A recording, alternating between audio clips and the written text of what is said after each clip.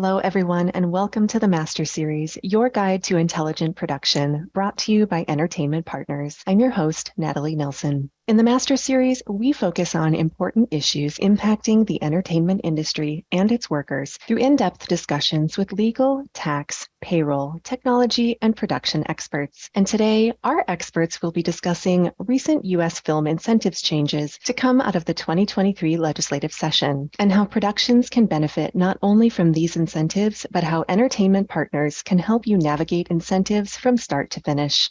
Two quick housekeeping items as we get started today. First is that we encourage you to join the conversation by posting questions in the Q&A section of the Zoom call. You can do so by clicking the Q&A icon in the navigation menu, and we'll do our best to save time after today's discussion to answer them. Also, we ask that you please take a few moments after to answer a short feedback survey. This includes an opportunity for you to give us feedback as well as to suggest topics for future webinars. Your feedback is important to us, and we thank you for it. Now, I'm pleased to introduce you to today's panelists. Today, we are joined by a returning panelist, Amber Dodson, Director of the New Mexico Film Office. Appointed in 2020 by Governor Grisham, Dodson spearheads the state's efforts to grow the film, television, and digital media production business. There, she oversees New Mexico's competitive film incentive program, leads the marketing and promotion of New Mexico as a premier content creation ecosystem, recruits productions and businesses to the state, and drives workforce development initiatives, including the newly established New Mexico Media Academy. Under her leadership, Movie Maker magazine ranked 3 New Mexico cities as the best place to live and work as a movie maker. Deadline named New Mexico as an international hotspot, and unprecedented records in production spend have been achieved, nearing $1 billion in fiscal year 2022 alone. Prior to this role, Dodson also led the Albuquerque Film Office, has independently produced and directed, and helped to launch and grow the tech companies Call Please and Synchronize, which was later acquired by Entertainment Partners. Also with us today is Peter Hawley, Deputy Director of the Illinois Film Office. Peter has served in his role as Director of the Illinois Film Office since May 1st, 2019, and for over 30 years he has produced and directed narrative films, TV commercials, music videos, and documentaries. Since 1996, he has taught in the film programs at Columbia College, the Tribeca Flashpoint College, Columbia College Hollywood, and Loyola University Chicago. We are also pleased to welcome Mikey Morrell, Vice President of Production Finance at MRC. Mikey brings over 15 years of experience in the entertainment industry to his role, working on a wide range of productions from tentpole international productions to low-budget independents. Prior to joining MRC, he also formerly held positions at 20th Century Fox Film and FX Production. Also rounding out our panel today is Melissa Wiseman, Director of Tax Credit Placement and Incentives here at EP. Melissa has over 20 years of experience specific to production accounting and incentives, and throughout her career has worked in all major production incentive states, gaining knowledge in the top filming locations in the U.S. While at EP, she has managed over $400 million in tax credits for her clients and currently leads EP's tax credit placement business, facilitating the sale of transferable film tax credits. She also serves as the vice chair of the Institute of Professionals in Taxation's Committee on the 2023 Credits and Incentives Symposium. And finally, today's guest moderator is Joseph Chianese, Senior Vice President and Production Incentives Practice Leader here at Entertainment Partners, where he specializes in providing production and legislative consulting, financial, tax, and administrative services for domestic and international production incentives. Joe has over 35 years of accounting, government affairs, production incentives, and tax experience, has formerly held positions at Sony Pictures Entertainment, the Walt Disney Company, ABC Television Network, Paramount Pictures, and Ernst & Young. Hello, panelists. It is so nice to see you all today. And hello, Joe. I know we have a lot to get to, so I am going to pass things over to you. Great. Thank you, Natalie, and good day, everyone. And I want to kick this off because we do have a lot to cover. And I just also wanted to start off by saying, like 2022, which introduced, or reintroduced, I should say, an Arizona and West Virginia incentive, as well as new incentives in Indiana and Fort Lauderdale, as well as many states that improved their programs. 2023 has been a banner year for incentives. So we're going to really do our best this morning to cover as much as possible. It's not going to be possible to cover everything today, So I did want to highlight that I'm in the process of writing a blog that will summarize all these incentives. And also, if you're interested in learning more about what happened last year, that blog is archived on ep.com's website in the blog section. So I encourage you to look at that. And again, I'm really excited to talk with our panelists this morning and really dive into what's going on around the U.S. We have the privilege of having Illinois and New Mexico on the line with us. So yeah, I'm excited. I mean, I've been in this field now, as Natalie said, over 35 years, focusing on incentives for over 18. And, you know, if you think about it, Louisiana kicked things off in 2002 with an incentive, followed by New Mexico in 2003. So here we are 20 years later, and incentives in the U.S. are stronger than ever. And I'm really happy to say that. I also did want to sort of just pay a bit of tribute to a good friend of mine and a great friend and supporter of the New Mexico Film Commission. No, I should say the New Mexico film industry. Eric Witt, unfortunately, left us about 10 days ago. He was a pioneer in setting up the New Mexico incentive, and again, a great friend to the industry overall. So again, I just want to pay a bit of tribute to my friend, Eric. So yeah, so I wanted to get started. I was really wanted to just jump to Melissa really quickly, because as I said, there's a lot of information to cover, and we'll do our best to cover as much here. But there are other resources that EP has to offer our clients and the industry that I'm hoping Melissa can just highlight really quickly for you, Paul. Sure. Thanks so much, Joe. And thanks everyone for joining us today. So, you know, here at EP, you know, as Joe mentioned, there have been so many legislative changes this year, but every year there seems to be changes that happen domestically, right? So we have a group dedicated to, you know, making sure that you have the information you need, from our website to our newsletter to our webinars like this, Joe's blog. But we have a group dedicated to setting you up for success when it comes to production incentives, so we can monitor the process and logistics for you, as well as selling any of your transferable tax credits.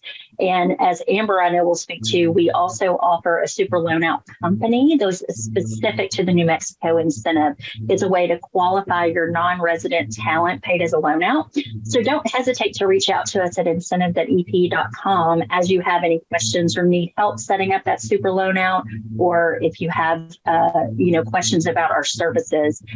I, for one, I was joking with Mikey yesterday, I could talk about incentives all day long. So you know, be happy. I know Joe is smiling because he feels the same way. But I do think it's great. You know, we've worked with MRC Film to help them and assist them with some of their feature films here domestically. And so I did want to kind of jump to Mikey and just ask about the application and audit process as we move into the producer's needs and concerns. Sure. The application process is actually quite easy, specifically because of the service that EP provides. Wendy Black's team has done an excellent job just kind of guiding us through all the current updates, what every single production needs. It usually just takes a few weeks to gather all the documents from the on the studio side. In terms of the process, it seems like it's a pretty straightforward process. EP does a great job kind of just holding our hand and making sure that we're on the right path to get this incentive. And, you know, Mikey, one thing I wanted you to highlight a bit, but I also wanted to jump back to Melissa. And one thing that we talk about a lot and we deal with a lot at EP is the audit process, in terms of when the application's done, the production's done, then you have to deal with an audit process. So I wanted you to touch on that a little bit. But before you do, I wanted Melissa just to highlight the different types of incentives, because the different types of incentives does dictate how the money comes back and how quickly it comes back. Yeah, so there are, the first one I wanted to talk about was refundable tax credit, which is what New Mexico is. It's basically at the end, you have to file a tax return in order to get any refunds you have back. You know, these production entities don't generate state income tax. And if there is any, that's very little, that will be taken off the top, and then you're issued your check by the state. You then move to a transferable state, which is Illinois, right, where you can transfer the credit to a third party that does have state tax liability in that area. that is something that we can help you with through tax credit placement, which is what Natalie mentioned that I head up. So we try to match buyers and sellers in those transferable jurisdictions for a mutually beneficial outcome. And then you've got rebates or grants, which is a direct payout from the state. And these often tend to be the faster in the payout timings. And then you have the non-refundable tax credits. And that's where the production company would need to utilize these on their state income tax liability. They would utilize it on their tax return and then, pay down any liability that they have. So the non-refundable one is the hardest, right, to use because, like I said, these production entities don't generate that income tax liability in those jurisdictions. So, Joe, did I cover it all? You did. And again, one thing we'll touch more about on this a little bit later, but there are certain states that are non-refundable, non-transferable. California is one of those, and there has been a recent change in California that we'll touch on a little bit. So it's really critical when you're dealing in a non-refundable, non-transferable state that you know that going in, because you're only going to be able to monetize that credit to the extent you have a tax liability in that state. So it's important to know that. I wanted to jump to Peter really quickly and just have him maybe talk a bit about Illinois' audit process in terms of what applicants can expect with regards to the process and how your office can assist with that. Sure, happy to, but not to be outdone by Amber. I've got my hat too.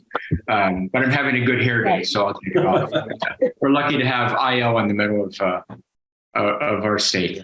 Thank you for having me. Hi, everybody. So in Illinois, it's a two-step process. The first step is you apply for the tax credit, and that's on our website. And it's very simple, as we like to say. It's 6 pages long, a lot of white space, big font. We don't ask for much, but we ask for a couple of specific things, one of which is competitive need. So you have to tell us what, why you're coming to Illinois. And essentially, it is not because we have 2 great airports in Chicago and the skyline. It is because of the tax credit. And then the second thing we ask you to do, and it is to hire on good faith basis, a diverse crew. And we have a very diverse crew base here in Illinois, so it's actually easier and easier to hire a diverse crew. So that's the front process, front part of the process. You have to apply at least 5 days before principal photography. TV commercials 24 hours before principal photography. So you apply. It takes us 45 to 60 days to go through that process, run it by legal, and we send you the applicant something we call an APC, which is a certificate saying that, yes, you've been approved by the state of Illinois, and if you make the project you say you're going to make, you'll get a 30% tax credit. So you make your project, you pay your final Illinois invoice, you send your financials to an Illinois-based CPA who takes some time to do the work, and then they send them to our office, and then we evaluate and audit it there. And that takes 60 to 90 days approximately. I just sent something to Melissa yesterday about that. And then we issue the tax credit, and you get a tax credit, and that is transferable, and it has to be used on your Illinois tax liability. So it's about 60 days approximately right now from when we get your financials from the CPA to when we issue the tax credit. And then on transferring, and almost everyone transfers the tax credit here in Illinois, it's about a 48-hour process, maybe at the most. A lot of people are buying, a lot of people, businesses, it's very, very quick. And especially around tax time, it's even faster. And you get 95 cents on the dollar for that transfer. So we're really happy with that turnaround. My tax side of my office is only 3 people, and they have to do the incoming and the outgoing side of things. But we get through them pretty well.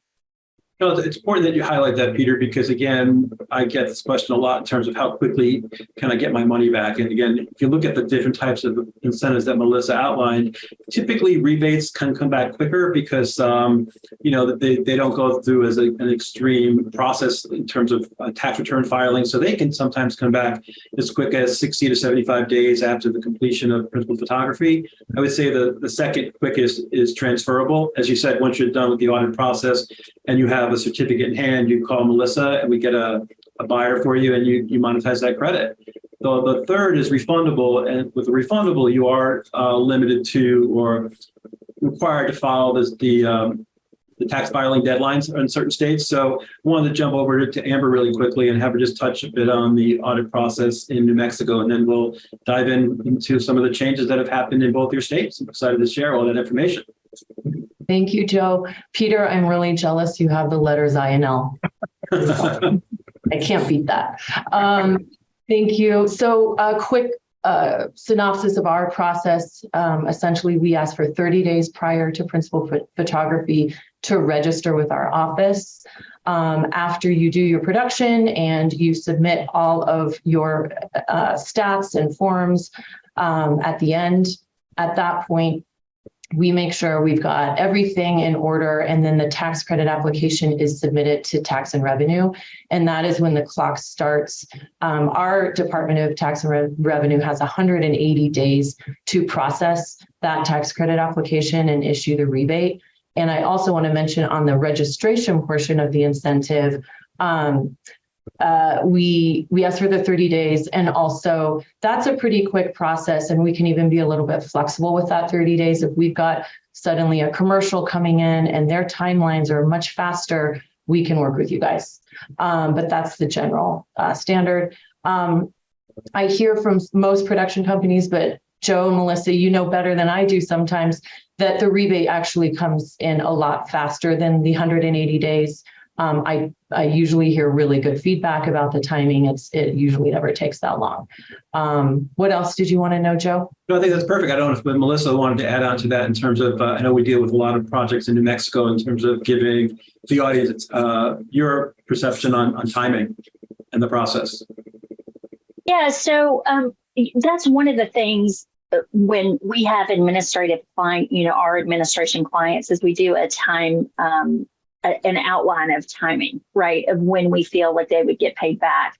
And in New Mexico, we've got it, pretty drilled down, especially when you've got the auditors that have the 180-day clock, to get back any work papers for you.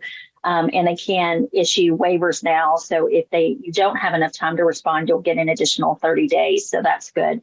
And I do have to say, just going back to Amber and Peter, when it comes to this, so Amber talked about, we will work with you. We have had productions where they're past the deadline for their initial application, and it's been great to work with the film office to say, okay, it's, we can work with you on this particular project. Same goes back to what Peter mentioned in the transfer of the tax credit on the back end. It is super fast in Illinois. And so he's right. The 48 hours, it's a wonderful, very swift process. So we appreciate that for our clients as well.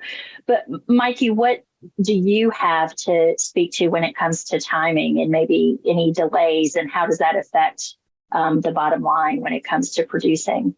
Oh, great question. So from the studio's perspective, the timing is probably more scrutinized now than ever. Every single person at the studio is basically looking at current interest rates, and every single tax credit needs, or basically we're under pressure to bring them in as fast as possible.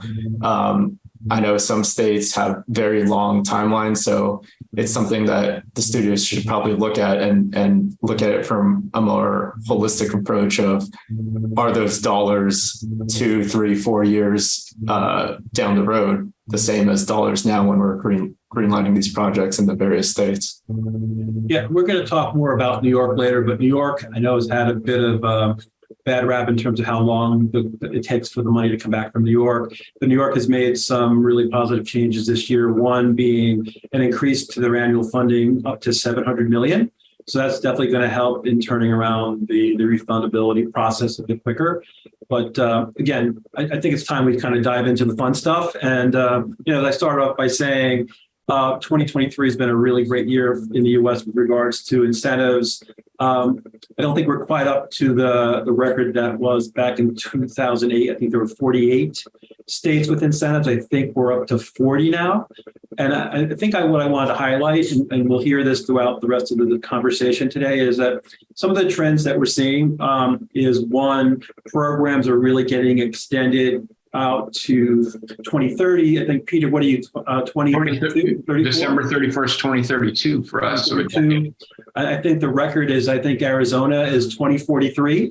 So I think that's a very encouraging sign for producers to know that the states are really committing to long-term for these programs, and is especially important for television, because clearly you want to go to a location that has an extended program. So if you're lucky enough to have a hit program, you can set up a show and you can pretty much stay there for the long term.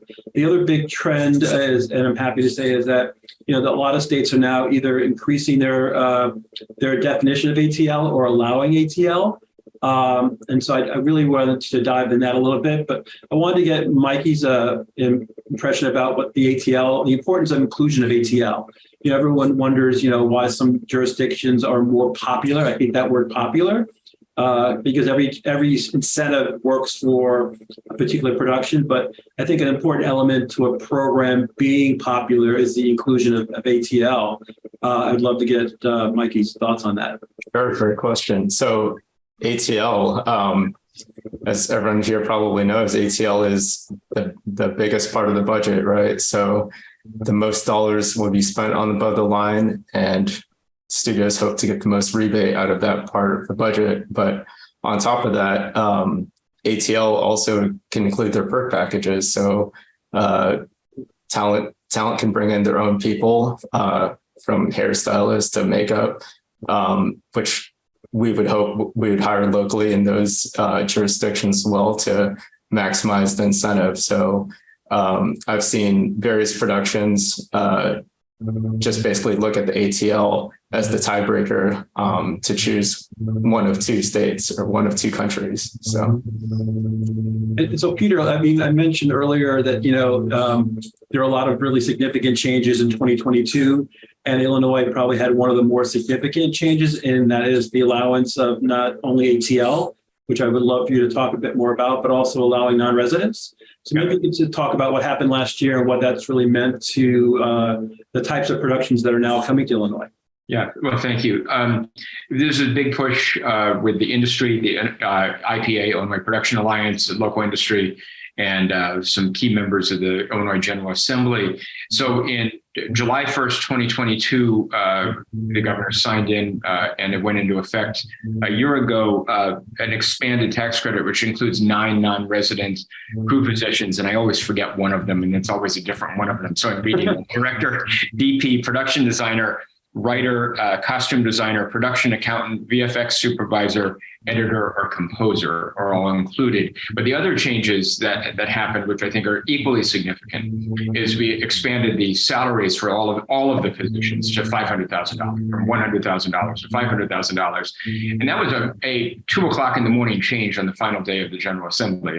When I finally signed off about 1:00 in the morning, it was still at 100 and hoping to get to 200 to 250. And then I wake up 5 hours later and it's $500,000. So that was huge. And that, we began to see more production come after that, because it went into effect July 1st last year. We had a couple of productions that had started production just before that. Justified, which just started airing, did the first 3 episodes under the old program, and then reapplied and did the rest of the episodes under the other program. A couple other shows did that as well.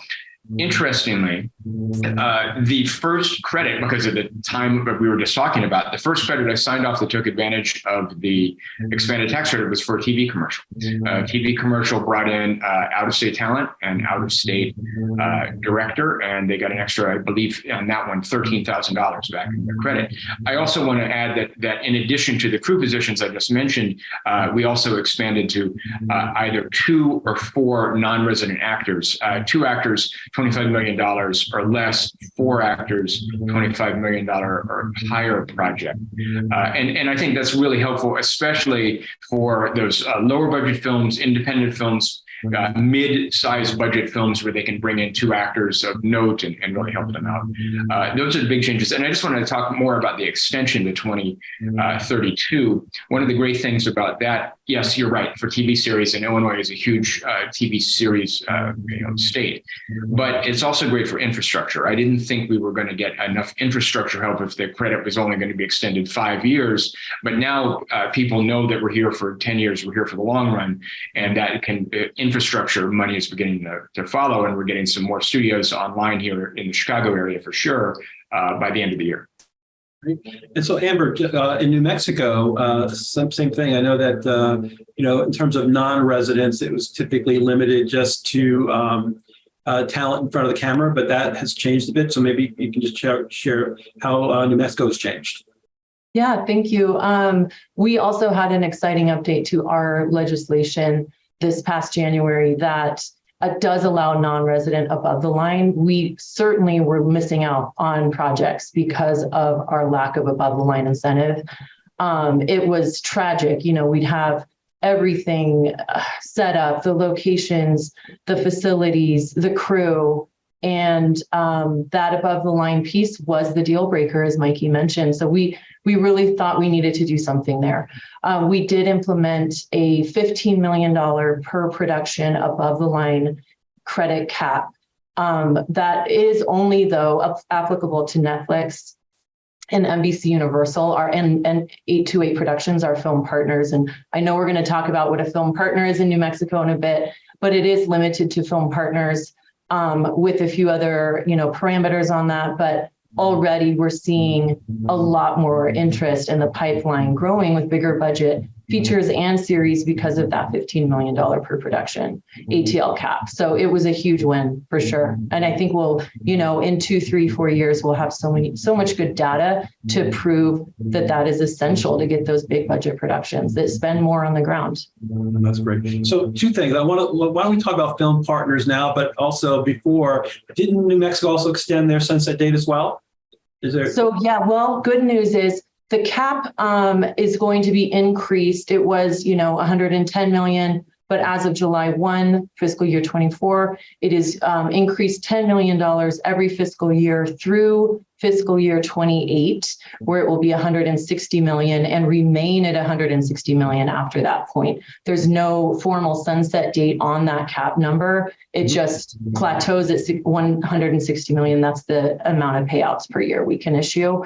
But again, film partners have a special carve out there that we can touch on. Yeah, it's just to explain to everyone, because you said an exception for Netflix and NBCU. It's not just because they're Netflix and NBCU, it's because they've made an investment in infrastructure in the state. So explain to the audience what a film partner is and how anyone who has the resources can also be a film partner in New Mexico.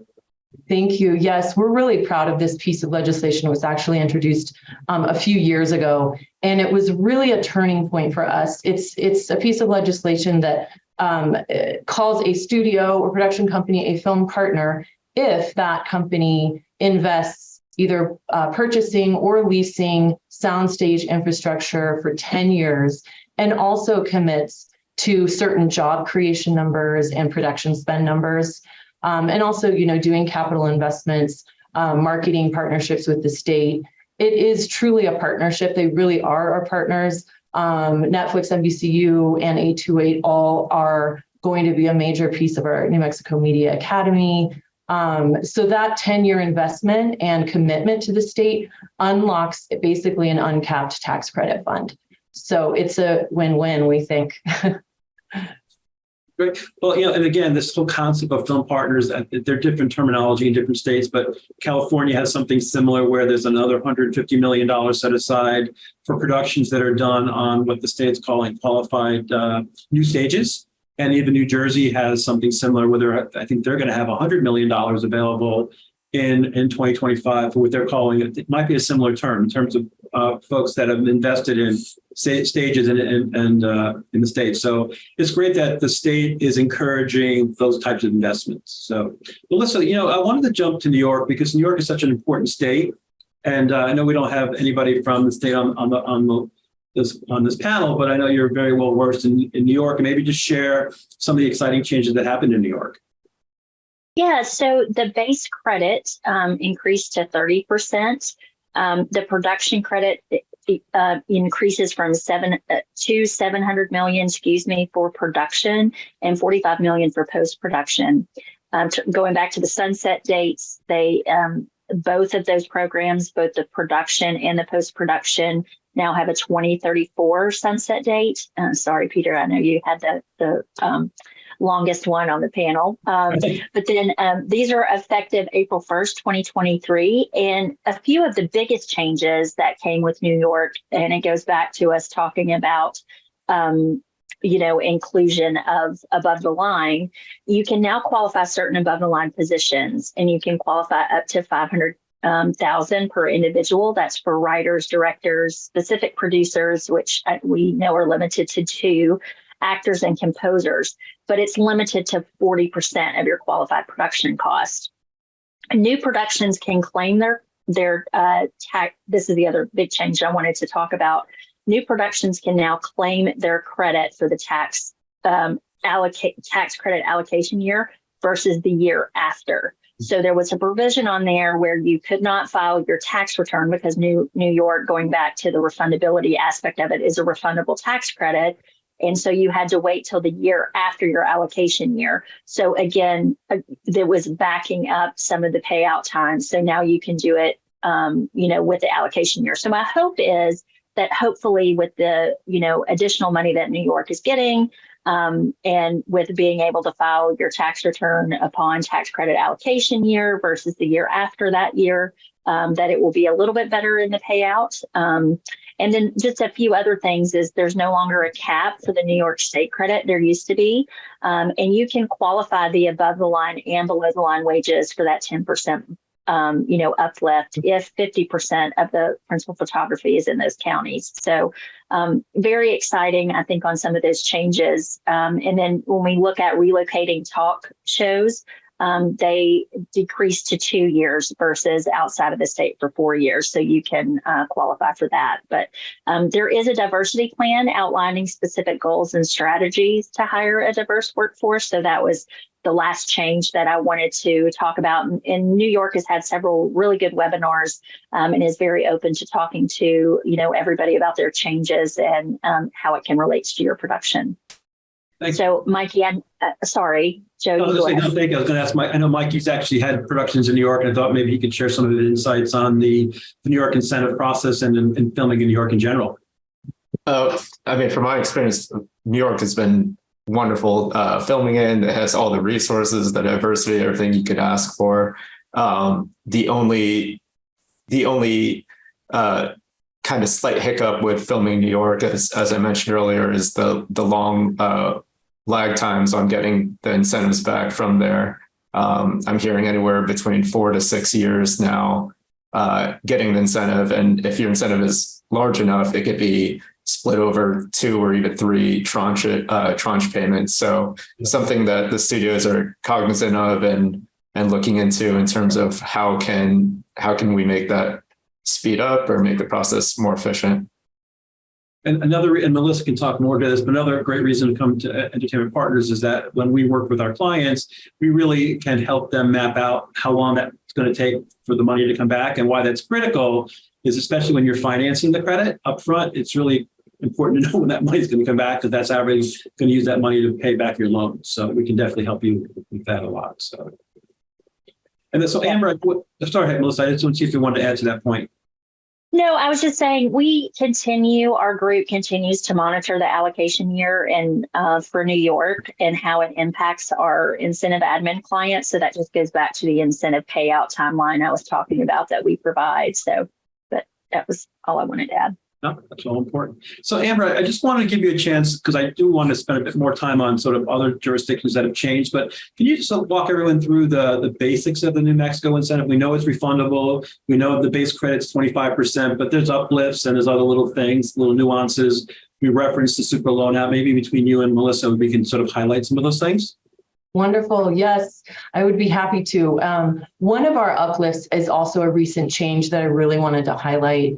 That is making everyone celebrate statewide. So we had in place a 5% rural uplift.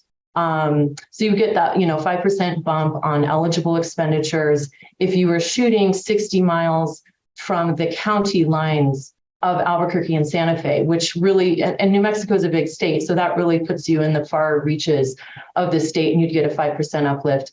After looking at data, talking to people, producers, studio executives, et cetera, that really wasn't enough to push productions as much as we'd like statewide. So we now offer a 10% uplift for shooting in that rural zone. And furthermore, the boundary has shifted to be more inclusive of more rural areas and communities. So now it's 60 miles from the city halls of Albuquerque and Santa Fe. And it's a 10% bump. So I expect to see a huge uptick in all productions, at least scouting other areas now that they might not have considered before. So that's a big deal, and we're really pleased with that. The other uplifts are a 5% uplift for shooting in a qualified facility. That's a qualified soundstage or movie ranch, and that list resides on our website. Just in the past year, we added 8 more qualified facilities. So we're definitely seeing more infrastructure being built, more, warehouses being renovated. We just had a tennis center in Santa Fe, a massive indoor tennis center is now a studio. We have another movie ranch or 2, and there's more in the pipeline. So, and they're popping up statewide. We have facilities in Las Cruces now as well. The third uplift is a qualified TV series uplift, and that's a 5% bump. There's basically a minimum New Mexico budget of $50,000 per episode, New Mexico budget, and 6 episodes. And then you can potentially qualify for that 5% bump. The only 2 uplifts that you cannot stack are that qualified production facility uplift and the TV series. So you pick one of those and then you can stack otherwise. Other highlights with our program, there's no minimum spend. There's a lot of mediums and formats that do apply that I think we're trying to still get word out that, hey, we're not just a place for films and TV series, but, animation, documentaries, commercials, music videos, short films, even AR, VR, video game production, post-production, all of these things already fall under our program. So we're really, in all of our spare time, we're trying to recruit those other productions here that would actually be wonderful during the strike right now to have more commercials going or more music videos, et cetera. So, and then the other highlight. No minimum spend, correct? 0 minimum spend requirement? Yeah. And then we already talked about the cash cap, and that's looking better over the next, several years. So I think that's all the highlights. It's overall been a really, tried and true program. As Joe, you mentioned, Eric Witt, who recently passed away, really spearheaded the first incentive back in 2003. And we've just taken that foundation and built upon it now. I think it's the strongest ever today, starting July 1st, 2023. Yeah, I remember when it first came off the ground, there was a lot of, I don't want to say concern, but New Mexico is only resident labor. And I said before, just in front of the camera talent, and there was a method to that madness, right? You've really built up your in-state crew base significantly, which again is the real reason why there's incentives, right? You really want to employ locally and spend locally. So absolutely, that was a success. And Melissa and I were talking. One last point before we jump back over to Peter is the NRCE rule for the non-residents. That's changed a bit, so maybe you could touch on that. And then I know Melissa has some insights on that as well. I don't know if you want to start with So Amber, I was just delighted on the non-resident crew exceptions that the donation has gone away. And so I'm just delighted that our clients no longer have to calculate how much to donate. I have a very lovely client I work with, and she affectionately said it was like trying to have a calculus degree in order to get to this donation point. So I know you're delighted that has gone away. So that, well, at least the calculation piece. So that's what I wanted to mention. Could not agree with you more. It was like, even us at the film office, we'd be like, okay, wait, what's the calculation again? So I empathize. That's all. So Peter, just real quickly, just share for everyone, the Illinois incentive. We know the base credit's 30. It can go up as high as 45. Maybe just talk about that a little bit, and then we'll highlight some of the other states that have changed, and then jump to the audience for some Q&A. Sure. Our minimum spend for projects that are 30 minutes and shorter, so TV commercials, music videos, et cetera, is only $50,000. So like Amber said, especially right now, we're making a big push on TV commercials. And then secondly, if it's 30 minutes or longer, the minimum spend is $100,000. There's a 15% bump on crew if you hire and pay $1,000 of wages to people that live and you can document in an area of unemployment that is 150% above the Illinois average. It's on the website and it's broken by census tract data, so it changes frequently, but we update it in sort of real time on our website.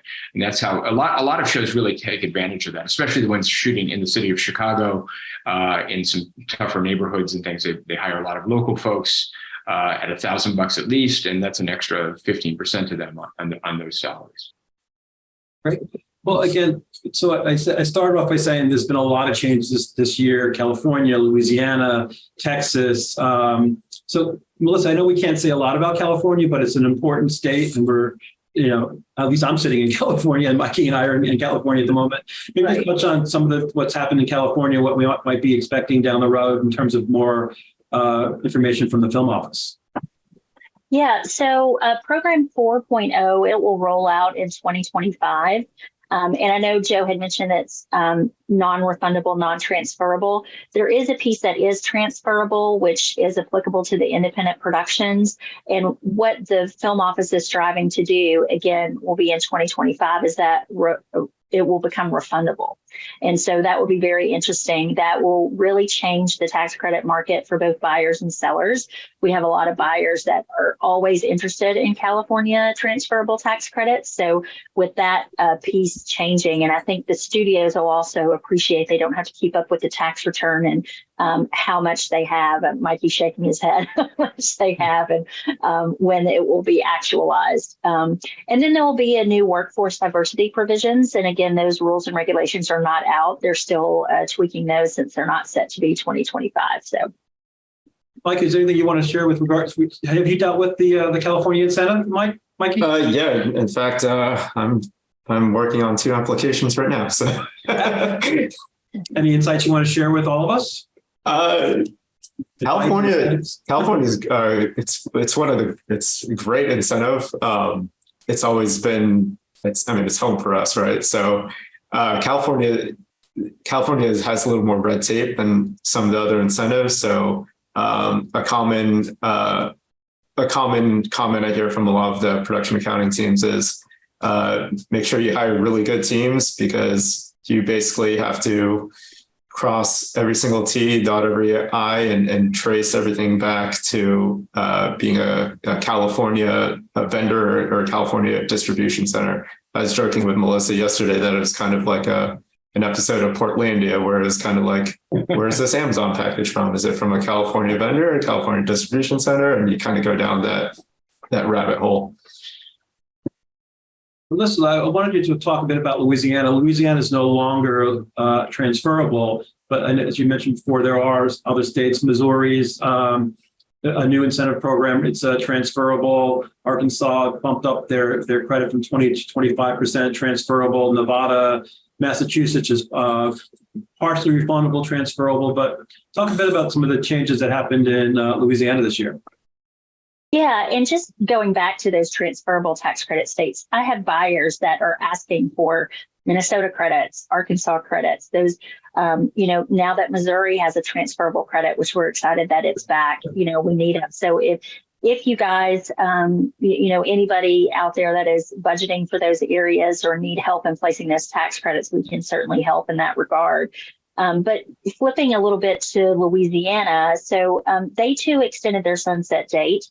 You got them beat, Peter. They're at 2031. So, but the Procos must certify now that there's no delinquent tax liability exists before you transfer the credit.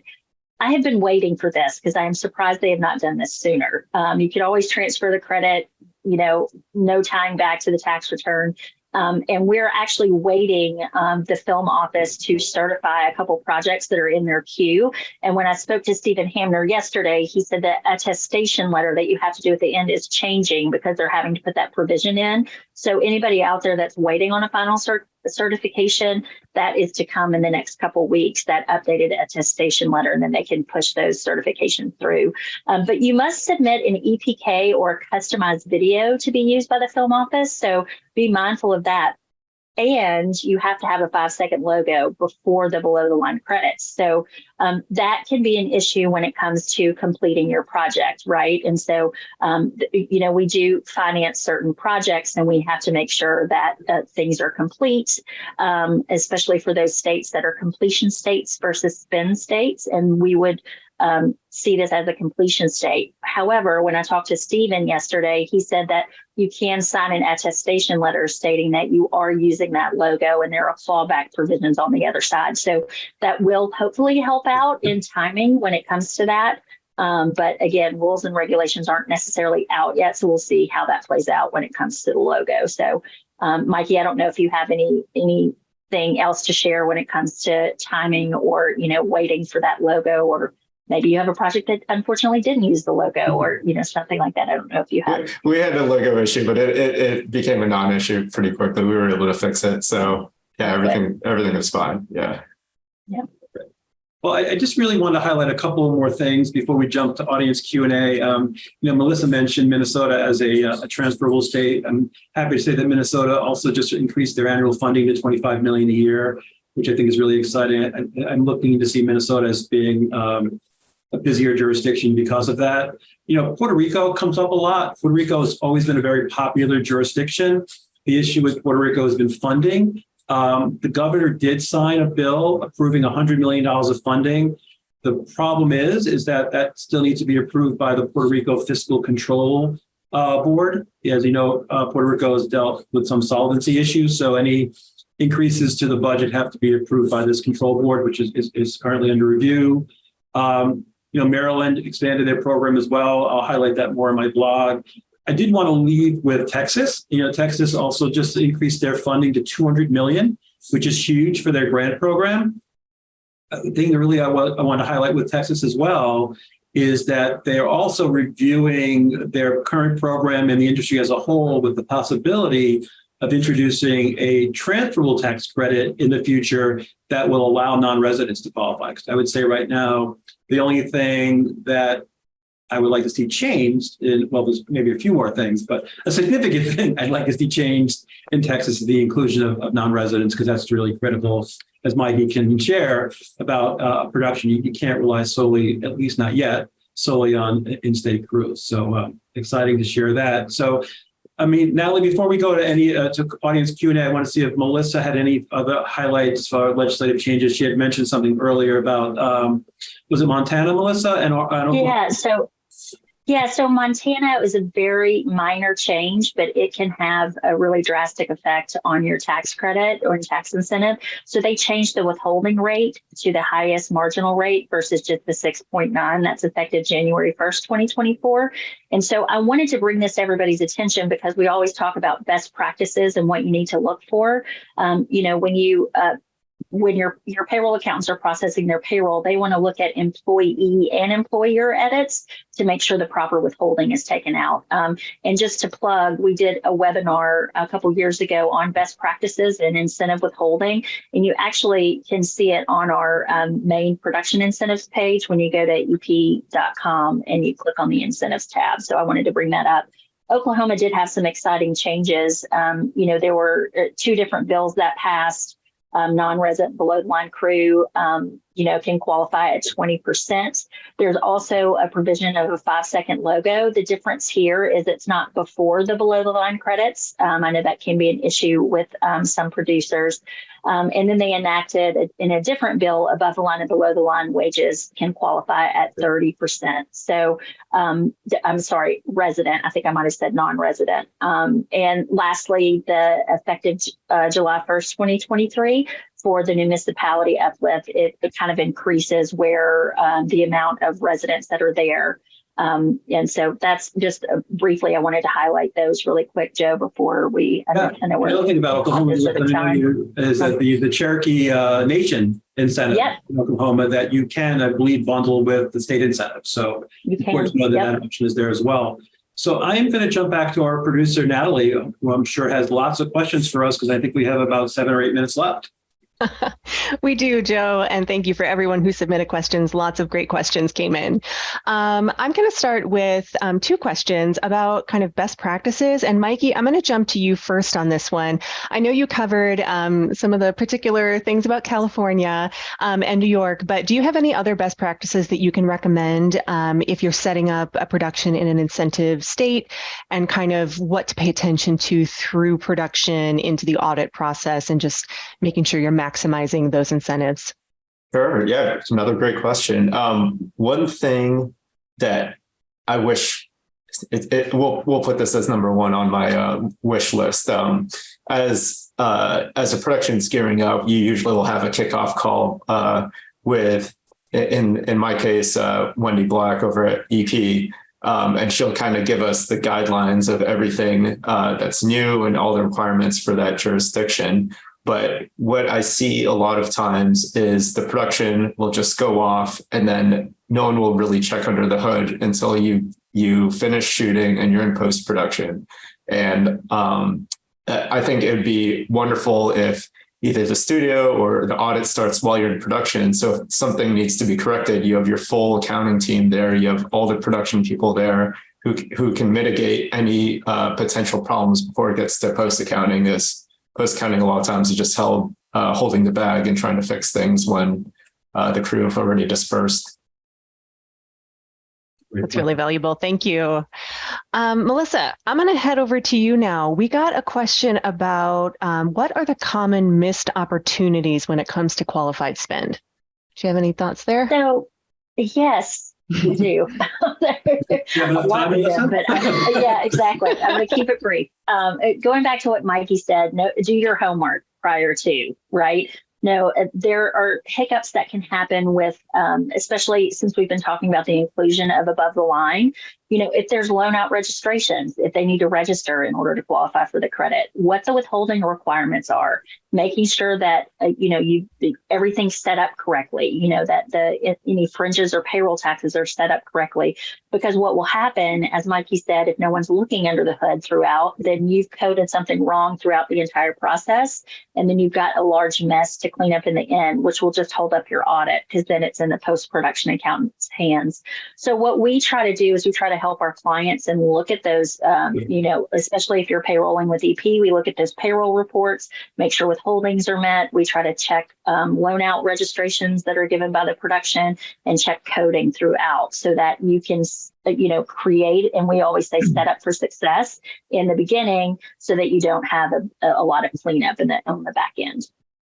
And Melissa, you reminded me of something jumping to Georgia for a second. We didn't talk to Georgia because the good news is there really wasn't any changes in Georgia in 2023. But I do remember in 2022, they changed the rules with regards to withholding on loan outs, where if you missed the withholding, there was always the opportunity to play catch up at the end of the year. And now you don't have that option. Is it you have to pay it by the quarter following the year on the payment, correct? Yeah, so it's the month after the quarter when it's due. And if you get past that deadline, then you don't get it. So you got to look at that on a real-time basis. So, and we can help with that. Wonderful. Thank you, Melissa. All right, we're going to switch gears a little bit. We've gotten a few questions about unscripted, and everybody's thinking about unscripted because of what's happening in the environment right now in the industry. Amber and Peter, could you maybe speak to how your states are handling unscripted and how you see incentive changes potentially impacting unscripted, if you see that happening? Peter, I'll go. In New Mexico, currently, unscripted television is already eligible. So I feel I can take a deep breath. I think this is actually a good time to capture a lot of unscripted productions. We've certainly had game shows, commercials, music videos, but really sort of an uptick in game shows in the past 2 years. So I think we're just going to make it more known that bring your unscripted projects here. We have the crew, we have the stages, the locations. We're 90 minutes from LA. So I feel like we're in a good spot and we're fortunate for that.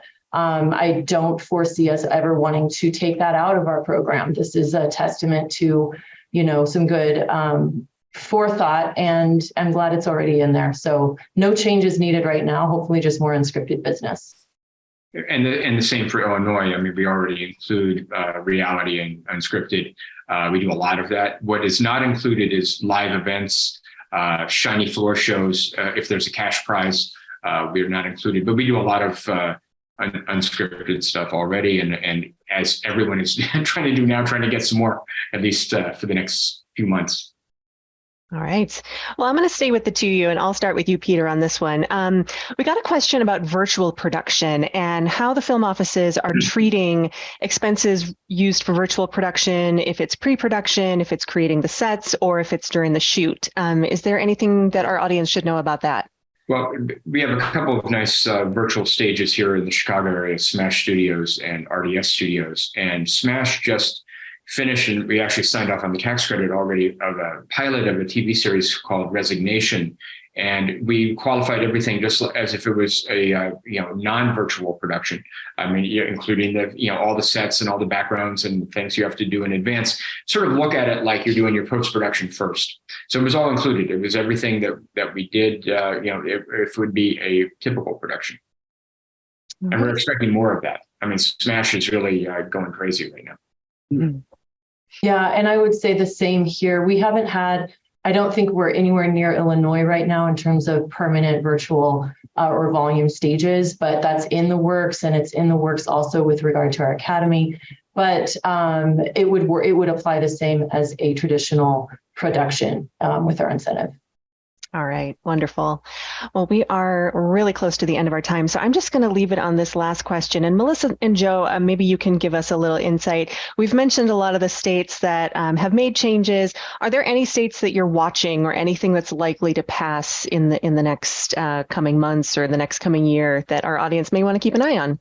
Well, I mentioned Texas already. I said there was a lot of proposed legislation that's been put on pause, because they are, again, evaluating it, but I'm hoping that we'll see a transferable credit in Texas that allows non-residents. There was also proposed legislation to offer incentives for development of infrastructure and stages. So I would say keep a lookout for Texas. Also, Nevada had a great bill that unfortunately didn't pass this year, but again, would make enhance the existing incentive in Nevada, and hopefully make Nevada a bigger hub for production. So those are the two states that I definitely have my eye on. I would also just leave it. Georgia is in the process. They're reviewing all their incentives in the state right now, including the film credit. So there is a possibility of some changes proposed next year.